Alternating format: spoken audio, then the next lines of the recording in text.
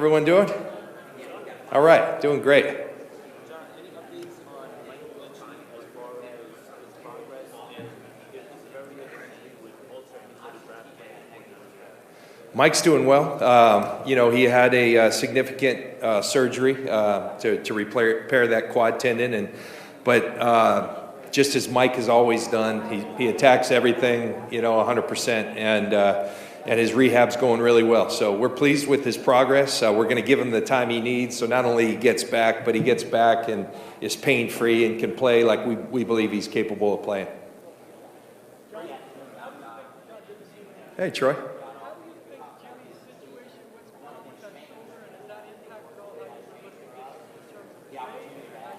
Yeah. So his situation, he injured his shoulder in the Dallas playoff game, and I think ironically protecting his thumb, trying not to land on his thumb, so he landed on his shoulder. It was one of those injuries where the recommendation from multiple doctors was, let's try rehab first and see if the pain and some of the other symptoms went away. And that was the hope, obviously, but that wasn't the case as time went on. And I think in the last couple of days had another visit, and where the decision was made to go ahead and have that surgery. Anytime you have surgery, it's not a minor deal. Anytime it's the throwing shoulder, I understand the significance, but it is described as a minor surgery, and Jimmy's going to be fine. So, as for the trade, Jimmy's a part of us right now. A lot of people need or want quarterbacks right now, and he's obviously a guy they'd look at. So, yes, we have listened, but he's a part of us, and he's going to work diligently to get back from this surgery, if indeed. I mean, it's just preliminary. I haven't even talked to Jimmy yet, but it sounds like that's the decision right now to go ahead and have that. And you guys know the same thing I know, which is that. He can return to throwing late June, early July, and the prognosis is really good. So that's all good stuff. Are you confident that you'll be able to get the extension done? Well, it will certainly be a challenge. I mean, as good a players as those guys are, but I do know this is that those guys are, in my mind, no absolutes, but those guys are going to be 49ers. They're foundational to what we do. On the field, their play is special, and off the field, in their own way, they've each become really big-time leaders for our team. They make their teammates better, and we realize all that value. And two special players, good issue to have, and we do have good communication and good relationships with both their representatives as well as both the players. I think what I've learned in my, going years in this business is when both sides have the motivation, deals can get done. So the timing, I have no idea, but we'll go to work here and have been working to try to do something. See themselves kind of like that. I guess just beyond the fact that you're the players, why do you think that a guy like Debo might not so retire for Yeah. Well, I completely different players, but I remember when I was playing in Tampa, Mike Allstott, no one wanted to sit on the bench because, when you're on defense, you wanted to go see what he was going to do. I think Debo's kind of that same way. His play, and I always say, Herm Edwards used to tell me, you can be special when you have that skill and then you have that elite will. And I think when you watch Debo play, that's what I see. And it's inspiring. It lifts everyone, and I think we get the same thing in our meetings. Who's the player you try to play like? I mean, we even have defensive players saying Debo, and I think that speaks volumes for who he is, and the guy loves to play, he loves to win, and loves to compete, and it's been special to watch the young man develop. What happened when we talked about this guy? What do you guys think about Elijah in terms of evaluating Yeah, with Elijah came in and had an unbelievable year, and really, we call him Drano because he always finds the right gap. It's kind of like putting the Drano down the drain and it just finds it. That's what we call him because of his natural run instincts. He showed a ton of toughness because he battled some, they weren't significant, I guess they're always significant injuries, but things that he could play, but he did. He kept showing up, and kid's going to be a really good football player. We believe the same for Trey. Trey, I think, had to make an adjustment to how you run in the NFL, and I think that's natural for rookies, and got in a situation where Elijah, was playing a lot. As the season evolved, Debo became a big part of what we were doing. We also had, Jeff Wilson once he got healthy. So it was Raheem at the start. So it was a crowded room. But Trey is someone we're really excited about, as we are with Elijah. And we like our depth in that room. And it's not bad to be able to turn to Debo when you need a play or two. So. I think we look at each situation as a unique one, and this isn't something that we have a hard stand that coaches should never go, but looking at Mike McDaniel over there, and we're happy for guys like that who got opportunities, but with that comes some turnover in our coaching staff. So where we're traditionally really focused on evaluation at this time, and that solely, we also are doing some scheme work with our staff as we've got a lot of new people together. So Kyle and I talked and felt like his time and his staff's time was best spent there. The great thing about what we've learned over the last couple of years is when we're interviewing players, those respective coaches and coordinators and Kyle will get on the Zooms. And so even though they aren't here, they are here. And we've got, we talk every night and we talk every morning. So it's communication's good. We just felt like that was best for our organization this week, and they're having a real productive week, getting that scheme work done, getting used to each other as a staff, and also taking part in the evaluation process.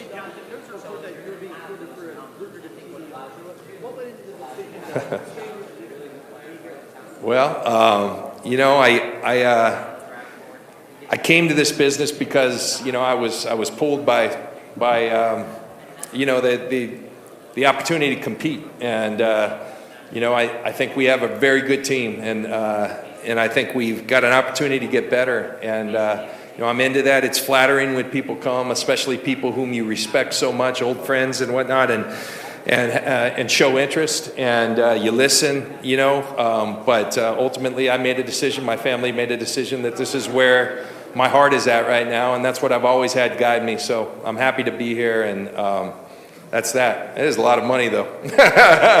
I can't believe they're paying that much for people that talk football. It's unbelievable. But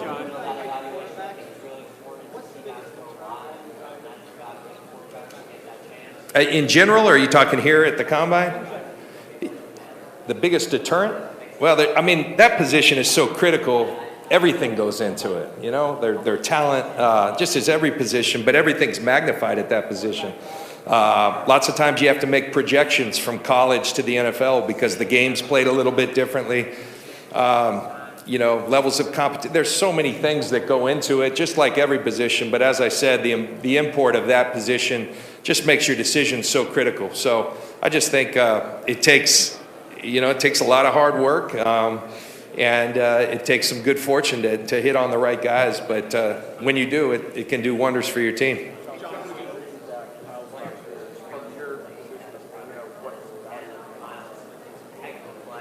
What is the value of the Combine? I think the opportunity, I love the interviews. That's probably what I get the most out of. I love having the whole league here. So, when you're trying to get league business done, it's a really good opportunity to be able to communicate face to face. You're on various committees and with the competition committee yesterday, you're meeting with agents, talking about free agents. Everything's just right here.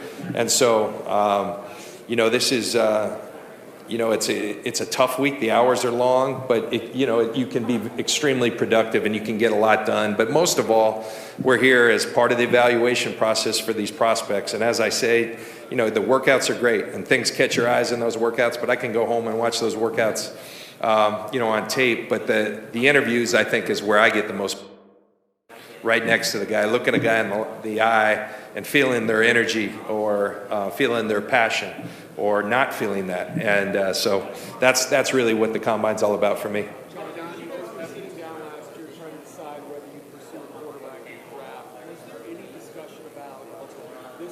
class of 2022, were you able to sort of look forward Yeah. and say, Yeah, we always task our college staff with forecasting. What are we looking at next year? Even the year beyond, and as you get, a couple years out, it's a little tougher. There's so many things that go into that. But yes, I think you're not doing your job if you're not doing that. So I'll leave it at that, but yes. Yeah. can you talk about having students in the backcourt, right, especially with both quarterbacks last year? It's a critical position to have depth at. Not only one guy, but you play a long season. It's a marathon, and your hope is that your starter stays healthy the entire year. But it behooves every team in this league to have quality depth at that position because it's such a critical piece to winning.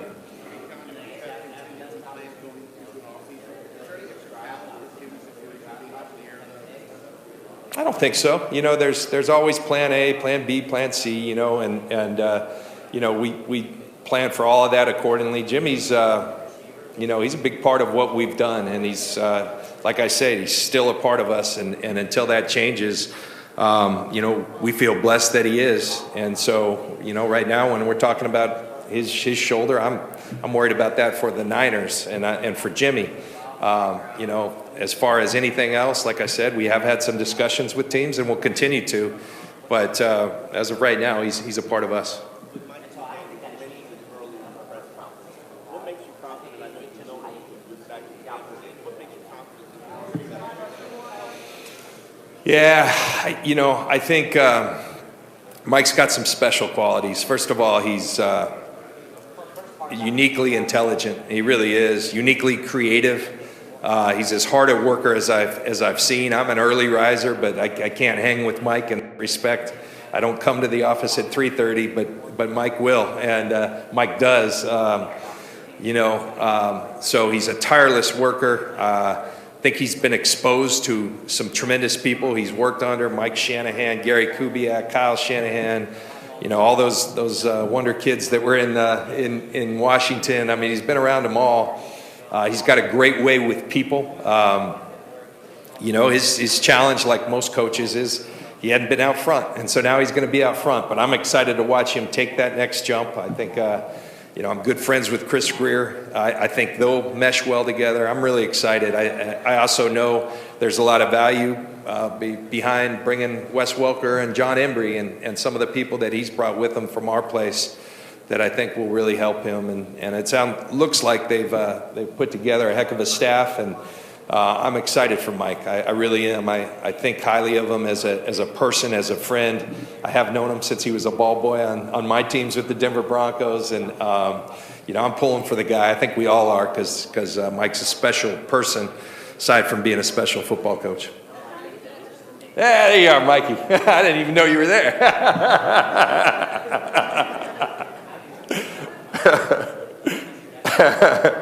See you, buddy. Take three more.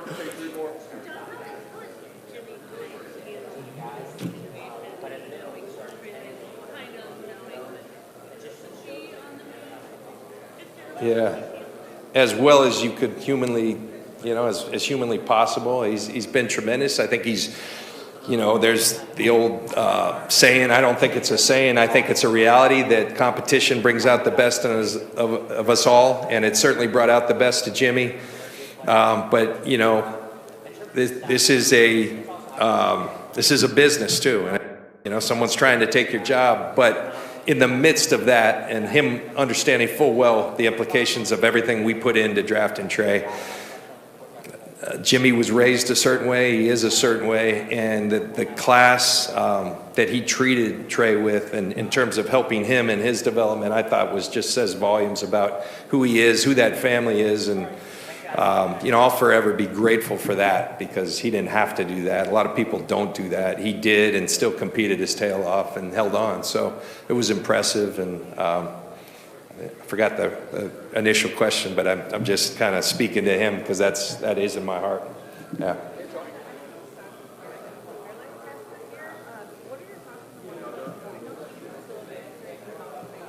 Yeah.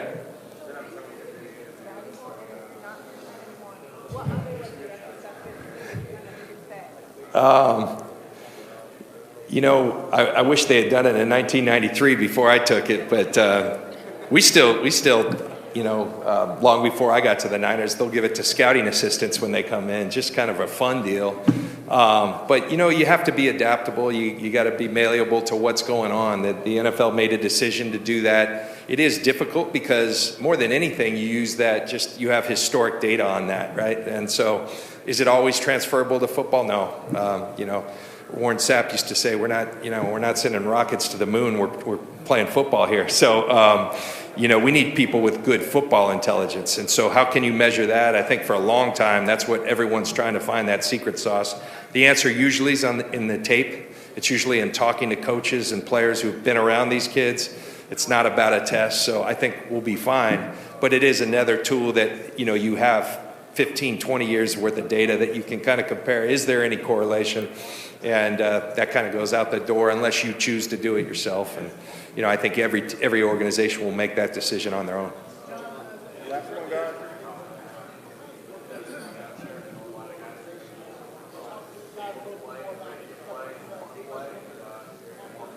Yeah, but I really believe that that's something that's always been talked about. At least where I was at Tampa, at Denver, there was just a standard, and those were really good organizations that you conduct yourself a certain way. But absolutely, you know, we certainly place an emphasis on that.